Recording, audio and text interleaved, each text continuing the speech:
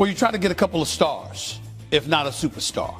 Other than that, you keep Ben Simmons. You are paying him. He signed a contract extension. He should be there. Now, you can't force him, and certainly if somebody is a malcontent, they could become cancerous to the team and its culture, and you don't want to keep them there. But I will remind everybody, Ben Simmons can be a superstar in this league. The brother's 6'10", got a nasty handle, can pass the ball, has a high basketball IQ, is athletic, can finish at the basket with ease, and oh, by the way, is an elite defender. My vote for Defensive Player of the Year last season. I love Ben Simmons. The problem is he can't shoot, and he doesn't even try to shoot.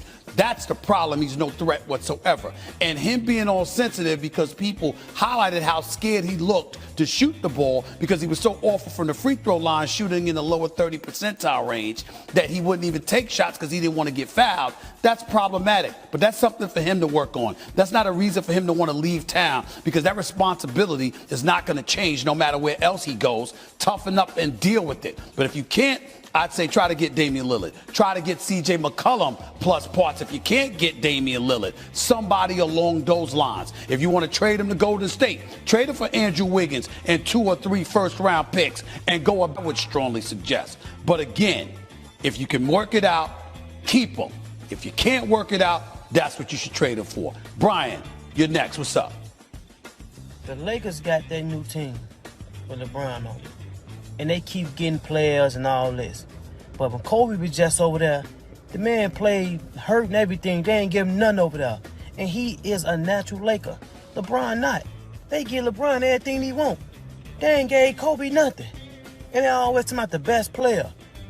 And they always saying Mike and LeBron. Why Kobe never mentioned? Kobe played with nothing. They give LeBron everything he want every year. And he still go lose. They still keep making him the best player of the league. I'm trying to see why.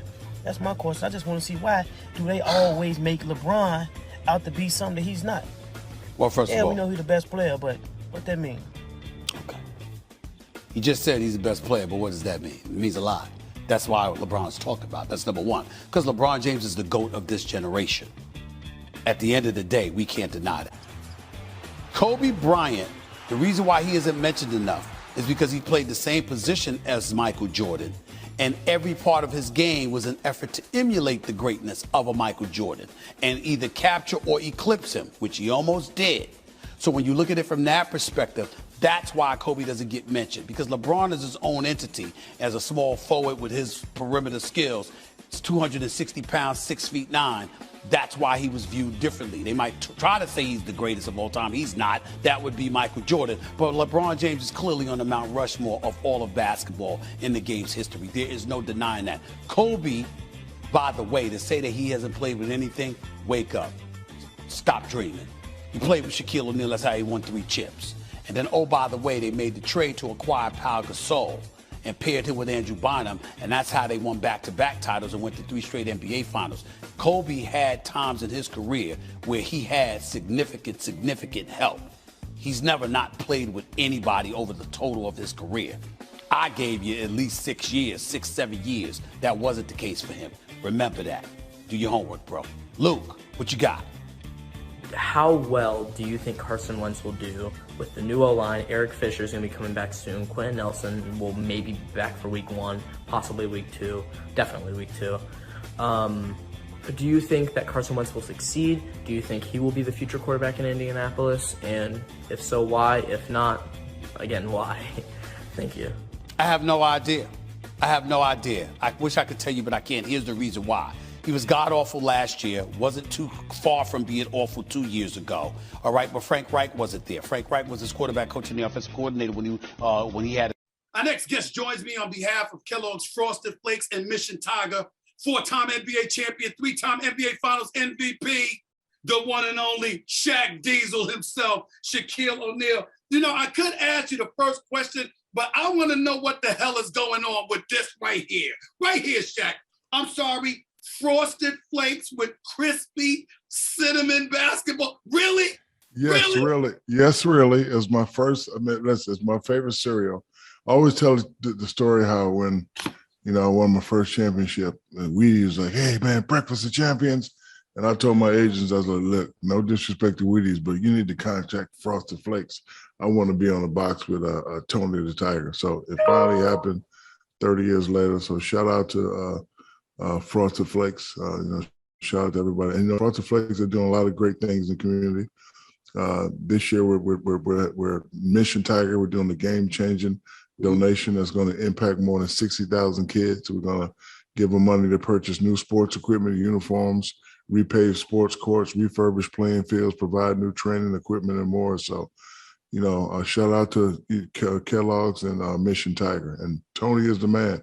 He's even bigger than you, Stephen A. Well, listen, shout out to you, because on a serious note, you're always doing something for the kids. You're always doing something for the underprivileged. You do much more than you want people to even know. So I just want the world to know that, because you've been my man for years, and I know that you do that. Before we get into any basketball stuff, I got a challenge here, because I like Frosted Flakes too. I do. Okay, but I grew up with corn flakes, honeycombs, sugar pie, and Frosted Flakes is the joint. I just don't know about the cinnamon, man.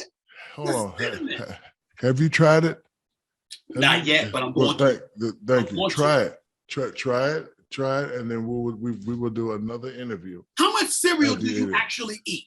Every day, brother. There ain't nothing. Let me tell you something. I'm a creature of habit. I eat this every day right here. See, look. Okay. I eat this every day. When I wake up, I work out, do my cardio, then I eat this right here. That's the first meal of the day. Yeah. So let me get this thing. So how you gonna work out and then eat the cinnamon basketball? Because first of all, when I work out hard. I'm not like some players from Philadelphia who don't work on their game. I always work on my game. God, Ben Simmons, why you? You're such a troublemaker. I didn't say no names. I didn't say no names. But I'm saying that everybody know who you're talking about. Why would you do that? I'm just playing America. Okay. You're such a troublemaker, man. So, let's stay right there then. What was your feelings when you heard the news, according to the headlines, that he wants out of Philadelphia? Ben Simmons, what were your thoughts? I mean, listen, I have a lot of thoughts, but I know that we are blessed to do what we do. Mm-hmm. We're blessed to do what we do. So whether you like it or not, you have a responsibility. I learned this in 1988. My father took me to a game. He borrowed some money from his friends to get me some San Antonio Spurs tickets. Sergeant Harris. Yes, and on the way home, he was very upset. And he hits me in the chest and he said, brother, if you ever make it to this next level, make sure you put on a show for the people. Make sure you go out there and give it your all. Mm-hmm. When me and you had our first debates and had our first arguments, you told me this. You said, Shaq, you're pretty good, but in order to be great, you got to work on your game and get to the next level. And what did I do after that? I said, okay, you're right. You've been criticizing me. You've been doing your job, because I wasn't doing my job. I didn't want to fight you and punch you in your face. We had a conversation man to man. You told me, and I said, you know what, you're right. And I worked on my game, and I knocked off 3 in a row for you. And when you did, I gave you your props. That's it. So again, you're a good player. I'm not knocking that, but you ain't great yet. And to be great, you got to work on your game. There's only one or two people who could just show up and be great.